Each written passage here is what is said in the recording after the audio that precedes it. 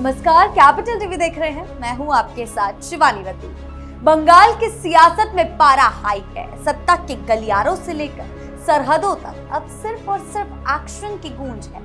सियासत का चक्र बदला तो फाइलों पर जमी धूल हटी। ग्राउंड पर तेवर सख्त हुए और घुसपैठियों की नींद उड़ाने के लिए ताबड़तोड़ फैसलों का दौर शुरू हो गया। आखिर क्या बदल रहा है बंगाल में? कौन ले रहा है कड़े फैसले और किस एक्शन मोड में नजर आ रही है बीजेपी? आज की इस खास स्टोरी में बात करेंगे इसी दनादन एक्शन की।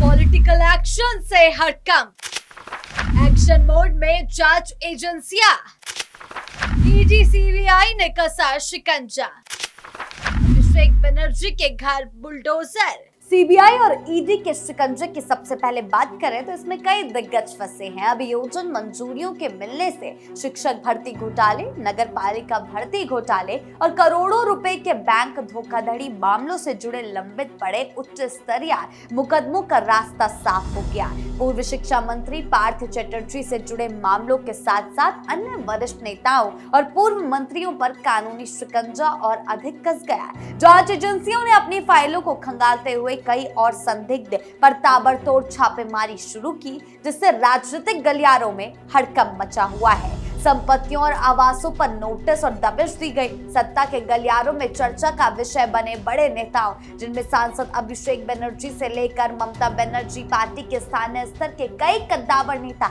शामिल रहे। ईडी सीबीआई के शिकंजे अभिषेक बनर्जी पर लगातार पड़ते रहे। पूछताछ हुई, संपत्तियों की जांच शुरू कर दी गई। कोलकाता म्युनिसिपल कॉर्पोरेशन और अन्य स्थानीय निकायों द्वारा कई ऐसी संपत्तियों को नोटिस भेजे गए जो कथित तौर पर स्वीकृत नक्शे से अलग या नियमों को ताक पर रखकर बनाई गई थी। कोलकाता के बेलेघाटा, बोसपुकुर, टिल्ला और कस्बा जैसे पौष और प्रमुख इलाकों में नेताओं से जुड़ी संपत्तियों और कार्यालयों को लेकर प्रशासन ने सख्त रुख अपनाया। कस्बा के विधायक जावेद खान जैसे नेताओं की संपत्तियों को भी कसौटी पर कसा गया और अवैध निर्माणों के खिलाफ साफ चेतावनी या विध्वंस के नोटिस जारी किए गए।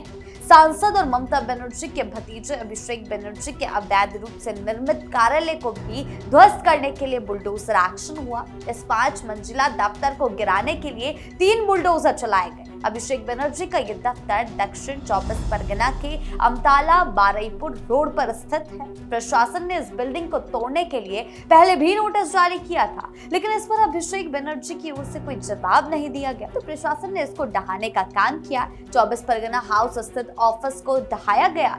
तृणमूल कांग्रेस के नेशनल जनरल सेक्रेटरी और डायमंड हार्बर के सांसद अभिषेक बनर्जी के एमपी ऑफिस को अवैध निर्माण के आरोप में तोड़े जाने की कार्रवाई शुरू होने के बाद राजनीतिक विवाद भी बढ़ गया। पहले प्रशासन ने एक नोटिस चिपकाकर आरोप लगाया था कि ये इमारत बिना मंजूरी के बनाई गई थी। विधानसभा चुनाव के नतीजे घोषित होने के बाद से ये कार्यालय बंद था। जिला प्रशासन का दावा है कि ये कार्यालय अवैध रूप से बनाया गया था। ये कार्यालय बिना किसी दस्तावेज के बनाया गया था। कार्यालय के निर्माण से संबंधित कोई दस्तावेज प्रस्तुत नहीं किया जा सका, जिसके बाद ये कार्रवाई हुई। कार्यालय के निर्माण से संबंधित कोई वैध दस्तावेज प्रस्तुत नहीं किए जा सके, जिसके बाद बड़ी कार्रवाई हुई। यानी कि पॉलिटिकल एक्शन की अगर बात करें तो ईडी सीबीआई ने शिकंजा कसा है। साथ ही साथ आपको बता दें, बुलडोजर एक्शन की भी गूंज तमाम बड़े नेताओं के ऊपर देखने को मिली है। घुसपैठियों के खिलाफ बड़ी कार्रवाई, डिटेंशन सेंटर में 50 लाख लोग। एसआईआर, वोटर लिस्ट से नाम कटना और कल्याणकारी योजनाओं की सफाई इस नए दौर के एक्शन का सबसे बड़ा और संवेदनशील पहलू राज्य में बसे बरसों से पैर जमाए बैठे अवैध घुसपैठियों और फर्जी दस्तावेजों के जरिए सरकारी सुविधाओं का लाभ उठा रहे लोगों के खिलाफ छेड़ा गया ये नया अभियान। इसकी शुरुआत चुनाव आयोग द्वारा चलाए गए विशेष गहन पुनरीक्षण यानी कि स्पेशल इंटेंसिव रिवीजन एसआईआर प्रक्रिया से शुरू हुई, जिसने बंगाल की जनसांख्यिकी राजनीति में भूचाल ला दिया। एसआईआर प्रक्रिया और लाखों नामों का विलोपन। राज्य में हुए एसआईआर अभियान के तहत मतदाता सूचियों की कठोर जांच की गई। रिपोर्ट्स और आंकड़ों के अनुसार इस मैराथन और गहन प्रक्रिया के बाद बंगाल की मतदाता सूची से 90 लाख से ज्यादा ऐसे नाम हटाए गए या काटे गए जो मृत पाए गए, जो स्थायी रूप से स्थानांतरित हो चुके थे, अनुपस्थित थे या जिनके पास दोहरी मतदाता पहचान पत्र थे या जिनकी पहचान संदिग्ध पाई गई। राजनीतिक मंचों से यह दावा किया गया कि इनमें से एक बहुत बड़ी संख्या लगभग 50 लाख से ज्यादा ऐसे लोगों की थी जो कथित तौर पर अवैध रूप से सीमा पार करके आए घुसपैठिए थे, जो स्थानीय सिस्टम में सेंध लगाकर मतदाता बने बैठे थे। इन कटे हुए नामों में बड़ी संख्या उन लोगों की भी थी जिनकी मौत हो चुकी थी, लेकिन उनके नाम वोटिंग होती रही थी, या जो दशकों पहले बंगाल छोड़कर जा चुके थे लेकिन लिस्ट में बने हुए थे। डिटेंशन सेंटर और कानूनी प्रक्रिया के तहत इन घुसपैठियों पर शिकंजा कसा गया है। सरकार बदलने के बाद से प्रशासन ने संदिग्ध विदेशी नागरिकों और घुसपैठियों की पहचान को पुख्ता करने के लिए कानूनी शिकंजा कसना शुरू कर दिया। एसआईआर ट्रिब्यूनल्स के जरिए मामलों की सुनवाई हो रही है। जो लोग अपनी नागरिकता साबित करने में असमर्थ रहे या जिनके दस्तावेजों में गंभीर विसंगतियां पाई गई, उन्हें चुना जा रहा है कानून के दायरे में डिटेंशन सेंटर्स, नजरबंदी केंद्रों में भेजने और उनके डिपोर्टेशन की प्रक्रिया को भी तेज करने के लिए पूरा खाका तैयार किया जा रहा है। सरकारी योजनाओं की लूट पर रोक और अन्नपूर्णा योजना ये एक बड़ा हेरफेर किया गया था। सबसे बड़ा प्रहार उन घुसपैठियों और फर्जी लाभार्थियों पर हुआ जो बंगाल के नागरिक ना होते हुए भी राज्य और केंद्र सरकार की मुफ्त राशन और कल्याणकारी योजनाओं का दीमक की तरह फायदा उठा रहे थे। नई सरकार के सत्ता में आते ही खाद्य और आपूर्ति विभाग ने एसआईआर के आंकड़ों के आधार पर सार्वजनिक वितरण प्रणाली पीडीएस और राशन कार्ड धारकों का बड़े पैमाने पर सत्यापन अभियान चलाया। टीएमसी सरकार की पुरानी नकदी और कल्याणकारी योजनाएं जैसे लक्ष्मी भंडार को संशोधित कर जब नई अन्नपूर्णा योजना या अन्य संशोधित प्रारूप लागू किए गए तो उसमें यह अनिवार्य कर दिया गया कि जिन लोगों के नाम एसआईआर लिस्ट से कट चुके हैं या जो अपनी वैध नागरिकता साबित नहीं कर पाए, उन्हें इन योजनाओं के दायरे से बाहर कर दिया जाएगा। इसके तहत अन्नपूर्णा योजना और सब्सिडी वाले राशन वितरण से लाखों अयोग्य और संदिग्ध घुसपैठियों के नाम काट दिए गए।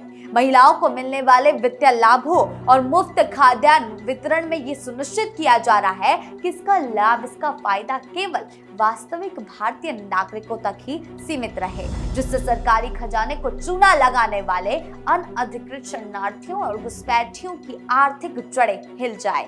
पश्चिम बंगाल में भारत बांग्लादेश सीमा पर अवैध घुसपैठ और तस्करी को रोकने के लिए सीमा सुरक्षा बल बीएसएफ ने केंद्रीय गृह मंत्रालय के निर्देश पर ऑपरेशन घुसपैठ दी एंड शुरू किया। पश्चिम बंगाल सरकार द्वारा सीमा सुरक्षा के लिए 9 जिलों में कुल 1024.75 एकड़ जमीन बीएसएफ को सौंपे जाने के बाद अब 172.6 किलोमीटर लंबे संवेदनशील क्षेत्रों में युद्ध स्तर पर हाईटेक और स्मार्ट फेंसिंग बाड़ लगाने का काम चल रहा है। और ये सारी कार्रवाइयां घुसपैठियों के खिलाफ की जा रही है और लगातार चल रही है, जिससे देखा जा रहा है कि बांग्लादेश से आए या खालिस्तानी जो घुसपैठिए बसे हुए हैं बंगाल में, उनको बाहर का रास्ता दिखाया जा रहा है और ये एक्शन आगे भी यूं ही जारी रहेगा। अतिक्रमण पर बुलडोजर एक्शन, कब्जाधारियों की बड़ी मुश्किलें, 6 जिलों में दनादन चला बुलडोजर। एक तरफ पॉलिटिकल एक्शन, दूसरी तरफ घुसपैठियों पर एक्शन और तीसरा एक्शन जमीन पर भी देखने को मिल रहा है। ये एक्शन कब्जाधारियों के खिलाफ देखने को मिला, जहां जगह जगह पर बुलडोजर की कार्रवाई की गई। कहां पर गरजा है बुलडोजर वो भी आपको बताते हैं। तिलजाला एंड तोपसिया, कोलकाता के तपसिया और तिलजला क्षेत्र में एक भीषण फैक्ट्री अग्निकांड जिसमें 2 लोगों की जान चली गई थी, तुरंत बाद प्रशासन ने कड़ा रुख अपनाया। इसके बाद से ही इस इलाके में अवैध रूप से संचालित हो रही बहुमंजिला इमारतों और लेदर टेनरियों के खिलाफ बुलडोजर एक्शन शुरू किया गया। भारी पुलिस बल की मौजूदगी में भारी मशीनरी ने अवैध कब्जों को, अवैध ढांचों को जमींदोज करना शुरू किया। वहीं दक्षिण कोलकाता के गरिया इलाके की बात करें तो कोलकाता म्युनिसिपल कॉर्पोरेशन केएमसी की टीम ने एक विवादित और अवैध रूप से बनाए गए हरे रंग के क्लॉक टावर को बुलडोजर से ढहा दिया। स्थानीय लोगों और क्लब के सदस्यों की लंबे समय से शिकायत थी कि इसे खेल के मैदान की जगह पर जमीन पर अवैध रूप से कब्जा करके बनाया गया था, जिस पर आखिरकार प्रशासन का बुलडोजर चल ही गया। कोलकाता के इन पॉश और घनी आबादी वाले इलाकों में भी उन बहुमंजिला इमारतों और कमर्शियल परिसरों को चिन्हित किया गया है जो कथित तौर पर स्वीकृत नक्शे के नियमों का उल्लंघन कर खड़े किए गए थे। यह स्थानीय रसूखदारों से जुड़े थे। प्रशासन ने कई संपत्तियों को नोटिस देने के साथ साथ जमीनी स्तर पर तोड़फोड़ की कार्रवाई को अंजाम दिया है। वहीं बात करें नेहाटी और हुगली की, तो उत्तर 24 परगना के नेहाटी इलाके में रेलवे की जमीन पर बने अवैध रूप से कब्जा करके बनाए गए तृणमूल कांग्रेस के एक पार्टी कार्यालय को बुलडोजर से नेस्तनाबूद कर दिया गया। इसी तरह हुगली के कोनगर और बर्नपुर इलाके में भी सरकारी और स्थानीय निकायों की जमीनों पर अवैध रूप से खड़े किए गए पार्टी कार्यालयों और युवा इकाई के दफ्तरों को प्रशासन ने बुलडोजर चलाकर जमींदोज कर दिया। वहीं पश्चिमी वर्धमान और अन्य औद्योगिक बेल्ट, पश्चिमी वर्धमान और बर्नपुर क्षेत्र में ईस्टर्न कोलफील्ड्स और लिमिटेड (ECL) और अन्य सरकारी उपक्रमों की जमीनों पर अवैध कब्जा जमा कर बनाए गए दफ्तरों, कमर्शियल निर्माणों को गिराया गया। कार्रवाई से पहले परिसरों में रखे सामानों को जब्त कर लिया गया और फिर बुलडोजर से पूरी जमीन को खाली कराया गया। तो कुल मिलाकर बंगाल की राजनीति इस वक्त ऐसे मोड़ पर खड़ी है जहां पॉलिटिकल एक्शन, घुसपैठियों पर एक्शन और बुलडोजर एक्शन जमीन पर चल रहा है। जांच एजेंसियों की कार्रवाई हो, अवैध निर्माणों पर बुलडोजर हो, भर्ती और भ्रष्टाचार से जुड़े मामलों की कानूनी प्रक्रिया हो और अवैध घुसपैठियों पर हुए एक्शन, सरकारी योजनाओं के लाभार्थियों की जांच, इन सभी ने सियासी तापमान को चरम पर पहुंचा दिया है। एक तरफ सरकार और प्रशासन इन कदमों को कानून के शासन और व्यवस्था के सुधार की दिशा में जरूरी कार्रवाई बता रहे हैं, तो दूसरी तरफ विपक्ष ने राजनीतिक प्रतिशोध और चुनिंदा कार्रवाई करार दे रहा है। ऐसे में आने वाले दिनों में अदालतों के फैसले, जांच एजेंसियों की रिपोर्ट और प्रशासनिक कार्रवाइयां ही तय करेगी कि ये सभी अभियान कानून के दायरे में कितनी दूर तक जाते हैं और इसका बंगाल की राजनीति पर, उसके विकास पर कितना असर पड़ता है। फिलहाल इतना तय है कि बंगाल में सियासी जंग सिर्फ चुनावी मंचों तक नहीं सीमित रहेगी, बल्कि अदालतों, जांच एजेंसियों और प्रशासनिक फैसलों के मोर्चे पर भी पूरी ताकत के साथ लड़ी जा रही है, जो साफ दिखा रहा है कि किस तरह से बंगाल में एक के बाद एक एक्शन के बाद से तस्वीर बदली है और ये एक्शन आगे भी जारी रहेंगे। आपकी इस खबर पर क्या राय है, हमें कमेंट सेक्शन में जरूर बताएं। धन्यवाद।